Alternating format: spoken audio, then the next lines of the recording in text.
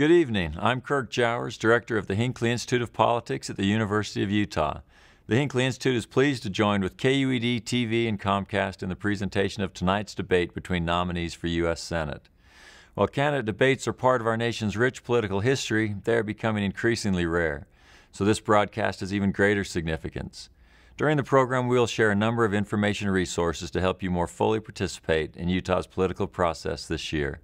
The general election is Tuesday, November 2nd.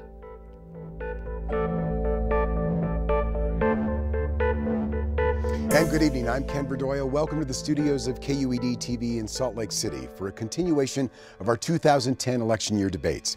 2010 is considered a midterm election, and in the face of economic uncertainties and challenging foreign settings, the November vote is shaping up as a crossroads for the nation and its very direction. It's also challenging many of the assumptions of the political process. In Utah, three-term incumbent Senator Bob Bennett was denied the nomination of his Republican Party for a fourth term. Tonight, our debate features three men who wish to claim that Senate seat. And in that simple statement, let me offer a note of explanation. For 20 years, KUED has maintained measurable criteria for candidate inclusion in our debate settings. Our levels are among the most accessible in the nation, and KUED has a proud record of including a range of political viewpoints in our debates. So for this exchange, three candidates have qualified. We'll get to know these candidates better over the next hour, so I'll skip formal introductions and cut straight to our opening statements. And prior to air, a draw of lots determined that Republican Mike Lee will deliver the first 1-minute statement. Mr. Lee. Hi, I'm Mike Lee, and I'm running for the United States Senate because I've come to believe that our federal government is too big and too expensive. It requires many Americans to work 3 or 4 or even 5 months out of every year just to pay their federal tax bills, only to be told that that still isn't enough because we've accumulated a debt at the national level that now approaches $15 trillion. And we're adding to that debt at a rate of almost $1.5 trillion a year. This is an unsustainable path, and one that, together with our tax and regulatory burden, is interfering with our economy's ability to create and sustain jobs. Utahns and Americans are concerned about jobs. The jobless rate is increasing every day, and we need to turn that around. The best way to turn it around is to empower Americans to do what they do best, which is work hard with the promise that they'll be able to keep the benefits of their labors. If we focus on Congress's limited powers and return to the states that which belongs to the states, we can get on that path that will bring us to more prosperity. Thank you, Mr. Lee. And now a 1-minute opening statement from Constitution Party candidate Scott Bradley. Mr. Bradley. Thank you. 223 years ago, the United States Constitution was born.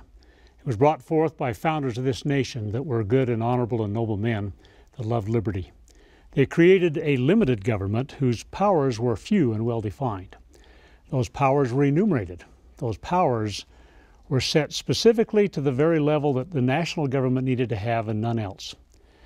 That nation that it was brought forth to was a nation desperately in need of a miracle. The Constitution provided that miracle.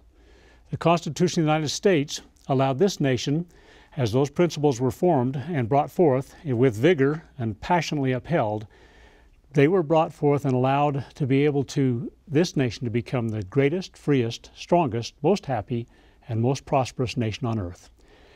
This nation sustained those things until we have left the Constitution. It is my intention to help bring this nation back to the principles it was founded under, that those timeless principles might again make us the greatest, freest, most happy, most prosperous, and strongest nation on earth.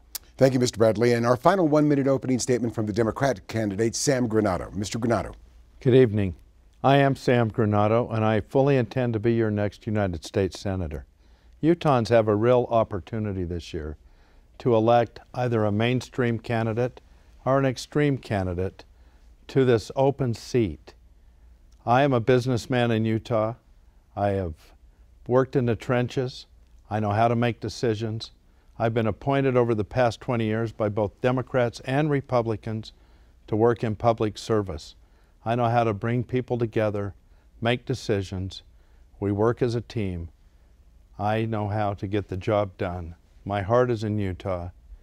I ask for your vote. Thank you, Mr. Granato. Now, our questions tonight are primarily going to come from our studio audience. We do our best to solicit a cross-section of Utah voters, but several questions might also come from voter input provided to KUED through our website and Facebook. More about that later. We screen the questions to avoid duplication. Other than that, what you see is what you get. Each candidate will get 90 seconds for an initial response to the question, and then rebuttal time if the candidates substantively take issue with each other. Mike Lee, you will have the first opportunity to respond to our first question. I don't believe that the federal government should be able to force states to accept funding. How do you feel about state sovereignty, and do you believe that there's any issues that states should always be sovereign on, or vice versa? If there's one issue on which the founding generation agreed, it was that the federal government was never supposed to be all things to all people, that it had limited enumerated powers, and that powers not delegated to the United States government by the Constitution were reserved to the states unless they were expressly prohibited to the states. So it was intended to be the case, and it is in fact the case, that states remain sovereign. States can, to answer your question, turn down money that's offered to them by Congress. And that's their right under the 10th Amendment and in light of the enumerated powers doctrine of the U.S. Constitution. At a broader level, what we need to look to is not just whether or not states can turn that down, but whether or not their citizens ought to be required to work 3 or 4 or 5 months out of every year to pay taxes to fund exorbitant programs that could perhaps be funded in some instances at the state level and remain in control of the states. If we did that and we stopped trying to make the federal government be all things to all people, I think we could eliminate our $1.5 trillion annual deficit, and we could start paying down our $15 trillion debt. Mr. Bradley, you'll have the next 90-second opportunity to respond to the same issue. There's multiple answers to your question, and all of which turn back to the fact that the United States government cannot redistribute wealth, number one. There is no power whatsoever granted within the United States Constitution for the national government to take anything from anybody and redistribute to anyone else, whether it's a corporate mogul, whether it's a foreign power, whether it's a state, local municipality, or even an individual. The national government has specific enumerated powers. They're limited to those powers. The 9th and 10th Amendments put a period and an exclamation point behind those great facts. Consequently, the fact that the national government even attempts to force states to take money is a violation of the United States Constitution. The states were sovereign political entities that existed before the national government. They retained that sovereign power as political entities in their realm. The national government was granted a specific realm in which it was to operate. The national government has vastly overstepped its bounds and has consequently incurred these multi-trillion-dollar debts we've talked about, as well as muddled a lot of the other things that should have been left in the hands of the states. So absolutely, the states should not take federal money, and absolutely they must deflect them. So I would answer your question in the affirmative, and let's go back to the sovereign states and keep everyone within their own realm of power, their own jurisdiction. Mr. Granato, your opportunity to respond. Our state, there were 13 original colonies came together under the purpose to have interstate commerce, to send taxes back to the government, for us to work together. We couldn't exist as a state without our roads, without our schools, without tarmacs at the airport. We send dollars to Washington, we need to get dollars back. I think that we have the right to take those dollars. We need a team effort. We need more transparency in what we do. But we don't move forward, we don't create jobs without the opportunity to get dollars into our state and to help fuel our economy. Thank you. Gentlemen, I see 3 different opinions, but I don't see that you've crossed swords, and I don't feel the need to go to rebuttal time right now. So let's go to our next question. Mr. Bradley, you'll have the first 90-second opportunity for response.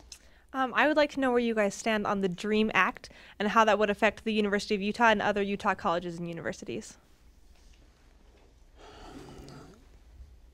The fact of the matter is this deals with the issue of immigration, correct?